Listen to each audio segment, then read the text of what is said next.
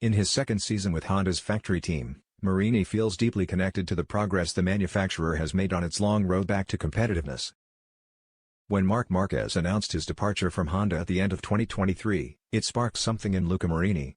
It reminded him of his childhood dreams, riding in the same iconic colors once worn by his half-brother Valentino Rossi at HRC. Leaving behind the comfort and solid results of his family-run VR46 racing team, the Italian took a leap of faith to join Honda's resurrection project at its lowest point. Now, as the team shows clear signs of recovery, the 28-year-old speaks with Motorsport.com about Honda's transformation, his own evolution as a rider and the mindset driving him through one of MotoGP's toughest challenges. Motorsport, from the outside, you come across as a very private person, someone who keeps his personal life to himself and doesn't enjoy media attention. Luca Marini: yeah, does it seem that way? I just think I'm someone people don't talk about much, that's all.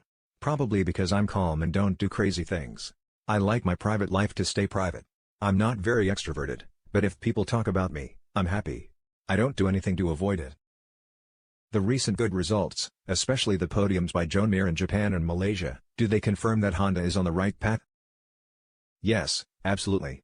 The step forward has been huge, but it's still not enough. Now comes the hardest part. When you're just 0.3 off the pace needed to win, closing that final gap is the most difficult thing to do.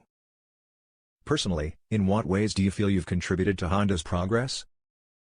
In many ways, honestly. Since I joined Honda, a lot has changed, especially the way we work. We've really improved that. We have more people now. Before, there were fewer staff working directly with the riders and the team. On the technical side, I've helped in many areas. I think my biggest contribution has been trying to give engineers real answers, not just asking for things, but working together to find solutions to every problem. In a way, could we say you're trying to bring your own personality and work ethic into the team? Early in 2023, it seemed like Honda had lost its direction and everyone was pulling in different ways. You could say that, yes. I love racing and winning, working on every little detail and always pushing it 100%. In the past, Honda relied a lot on Marc's talent, because with his ability, he could make up for what the bike lacked, but they lost their way a bit with technical development. People say you're an engineer disguised as a rider. Is that technical mindset part of your job, or is it just your personality? Everyone's different. Personally, I've always loved the technical side of motorcycles. I'm passionate about finding the bike's maximum performance from that perspective. Sometimes it's a problem, because some riders don't care about the bike's mechanics, they just push 100%, and if it works, great. But I like to know, understand, and learn how everything works. Among those skills is your ability to read data and telemetry, something not every rider can do.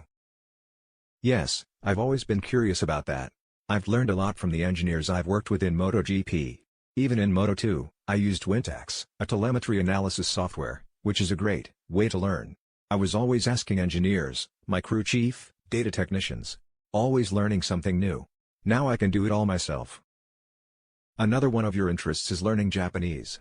Yes, I tried hard at the beginning of the year, but after the Suzuka accident I slowed down a bit. It's really difficult, but it's helped me understand them better. Are you learning Japanese out of respect for the factory, or more to communicate better with the engineers and gain an advantage? Honestly, I've always loved Japan, the culture, the country itself. I wanted to learn more and understand them more deeply.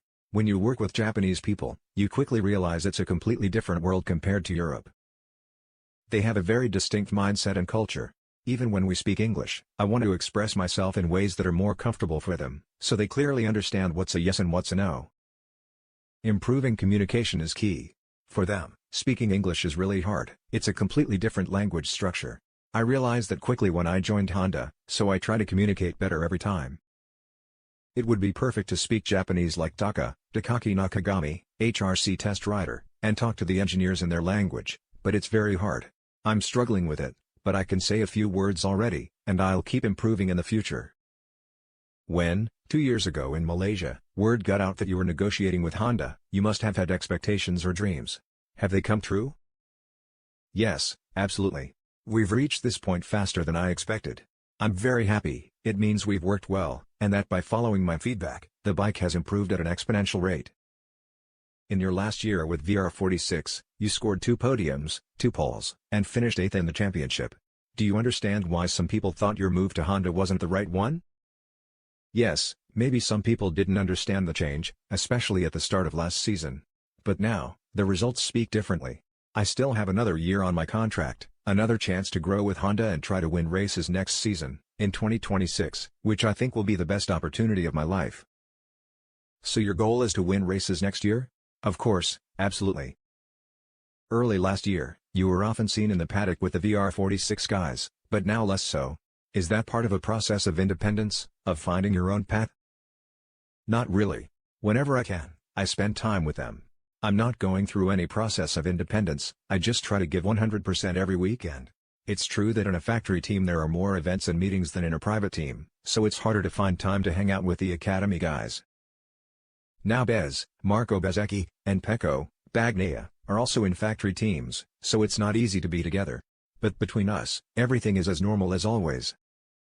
The VR46 Riders Academy produced an incredible generation of Italian riders, Morbidelli, Pecco, Bezzecchi, yourself, but right now, there doesn't seem to be a new wave coming through. Has the VR46 system run its course as a training ground, with the focus now more on the MotoGP team? I'm not the right person to answer that question. But you've been part of the academy since the very beginning. Yes, that's true. In my generation there were so many riders, from 1996 to 1999, there were a lot of Italian kids on mini bikes, mini GP, pre-GP, Moto 3. Now there are fewer. It's harder, it costs a lot of money, it's complicated. I think the academy helped us take that next step. They're now looking for new young riders, a couple have already joined, and we'll try to help them reach the World Championship. But that's really something you should ask the people working on it every day. We riders just focus on riding. You're known for being calm, composed, you practice yoga, meditation, and focus a lot on mental preparation. How important is mental work for MotoGP riders today? It's definitely important.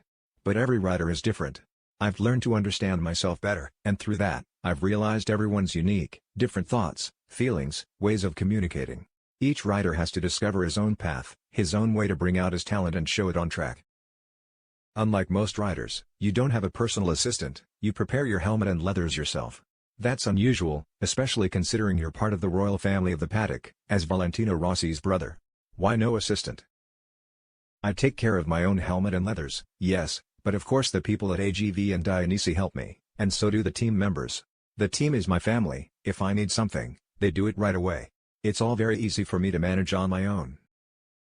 You also travel alone, without a manager or assistant, unlike most riders. Yes, I like traveling alone. But in the end, we usually leave from Bologna, and there are always plenty of people heading to the races. How do you see yourself in 10 years? Do you think you'll still be in motorcycling, or will you take a different path? 10 years is too far ahead for me. I can only think 2 or 3 years into the future, and what I'd love is to stay here with Honda. That would be perfect. I really love the job, the team, everything. I'd like to be here, winning races.